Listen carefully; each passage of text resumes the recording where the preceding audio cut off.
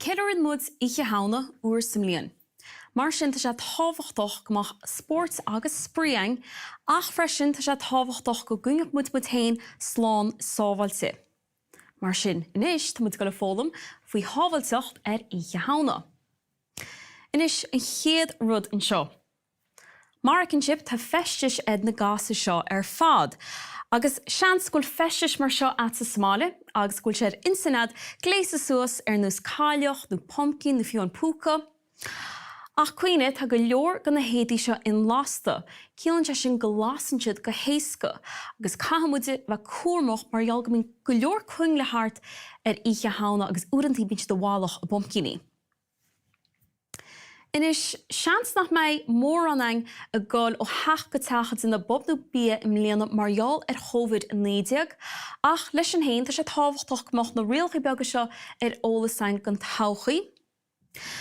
Din cínsa go mbeadh tú seirg siar agus a gáil strasan mhór, agus má haon tú strasna, din iarach gáil strasna ag strasrún siógach, Onas go déanú strasna sa nát ceart agus go ligean na cáraníchad gáil strasna go slán sábháilte. Freisin, bí ar fad amach go na sáilte tráchta agus go na sáilte fad atá thart simplairt. Agus beidir an rud is tábhachtaí, din cínsa go duine fásta leat an tám fad. Beidir mama nó dáide nó drothar nó drofer.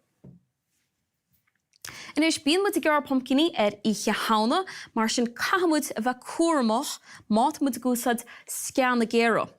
Inis, ríis, déadach duine fásta cabhrú leat anseo, a chomáile sin is smála go leor daoine cuingle a chur sna pumpkinní seo, inis níla cháil cuineal ceart a úsáid, mar echas muid i gceann cúpla nómad, déadach tú cuineal bhréige a úsáid, agus tre sin a bhád ní sábháilte. Agus bíonn go leor sin a chrábha an Oíche Shamhna, ach a ríis, cuine na héadaí in lásta, sinna go lásan siad go héasca, cá tú hain ó hain a chuineal sábháilte, din cínta nach déann tú róthar gon singe, agus chomáile sin go mbeidh duine fásta i ndéanach leat a gcónaí, le duine cínta go mbeidh tú hain slán sábháilte. Agus freisin, imrionn muid go leor clufií éagsúla Oíche Shamhna, agus bíonn an spórt agus spríoing.